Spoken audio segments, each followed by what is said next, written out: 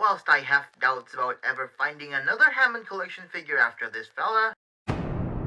Well, I've never been so happy to be wrong in my entire life, cause I actually did manage to find this lovely lady the other day. And oh man, this has gotta be one of my favorite dinosaur figures I own. Greetings people of YouTube, I'm Screaming Star, and today I'll be reviewing the Jurassic World Hammond Collection THERIZINOSAURUS.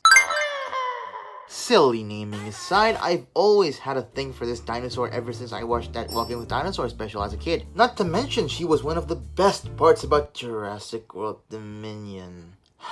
For the absolute cluster that it was, the first scene that had her in it was genuinely well directed. The dinosaur itself is also pretty well designed. Thank you, Universal, for finally giving feathers to your dinosaurs. And because I like the design so much, I now have 2 figures of this thing in my collection. I mean, what can I say? I just love me a good looking dinosaur. But how good is the figure itself, really? Well, I thought the Carnotaurus was cool. This girl is just...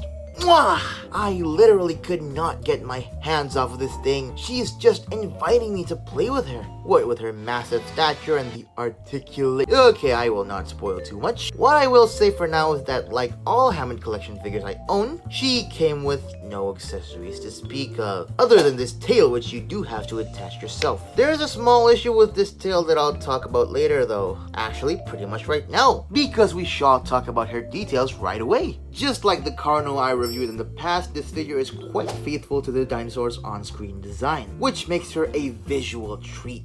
Unlike a lot of other dinosaurs in this line, she doesn't have as many scales sculpted throughout her body, settling for this feathered texturing instead, which honestly looked pretty neat for the kind of budget they were probably given. I love how the red accents blend in with the overall dark blue bordering on black color scheme on the rest of her body. One part where I think the paint lacks a little though would be this head sculpt. I don't know, everything just kind of blends in here with perhaps too much cohesion. Doesn't look as vibrant as what's advertised on the box. Still though, fantastic head sculpt with a sleek looking beak. Hides away the teeth pretty well too. Oh, and the dew claws aren't painted, but I really don't care much about it to be honest. Speaking of claws, how can I forget about this dinosaur's most iconic trait, these giant claws. They're made of soft, almost rubbery plastic, but I understand that it's due to safety laws and stuff, so it's good with me. At least the sculpted details are still present here, making the claws look pretty nice. What's not so nice though is what happened to the tip of this tail. Ah, yes, we're here now. Because the tail was so smushed in the box, the tip on my copy bent ever so slightly downwards. It's not a big deal, I can always do the hot and cold water trick later on, but it's definitely a valid issue that I feel like I should point out. And I should also point out my absolute favorite part about this figure, her posability. Hands down the most expressive Hammond collection figure I own. First off, her mouth can open, as I've shown earlier. Lovely details on the inside there, and again, good job with the teeth detail. The neck and the head are on ball joints, and due to the design, they've got an incredible range. Shoulders rotate 360, they move out. Elbow rotation and a fairly deep bend, wrist swivels and a hinge, individual claw articulation, hell yeah. I know these don't really make sense, but man, they're just so fun to mess with.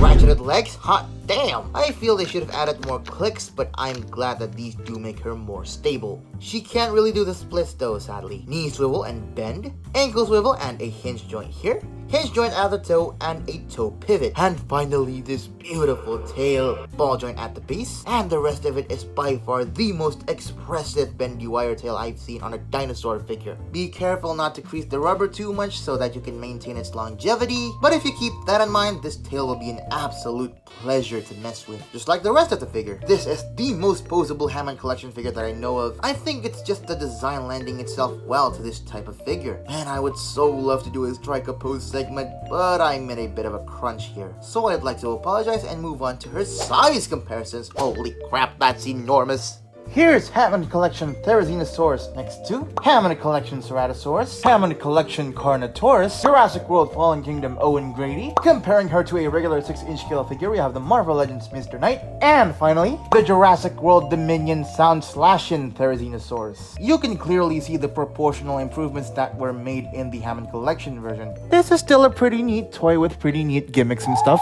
but I gotta be honest, this figure just appeals to me a lot more now. And there goes my review for the Jurassic World Hammond Collection THERIZINOSAURUS. I thought the Carnotaurus was good. This figure has raised the bar for this toy line even more. It's a figure that you can probably make up your mind about just by looking at it. She's big, she's fun to pose, she looks the part. Honestly, if you love dinosaurs as much as I do, which a lot of you probably can't tell because I mostly review robots, you're gonna love this thing to bits. She's pretty darn worth it too. A lot more than the occasional SH Monstros that we get nowadays. Thank you so much for watching this video. If you have enjoyed it, feel free to leave a like and a comment. Don't forget to subscribe. And I'll hopefully see you all next time when I review this beautiful mother.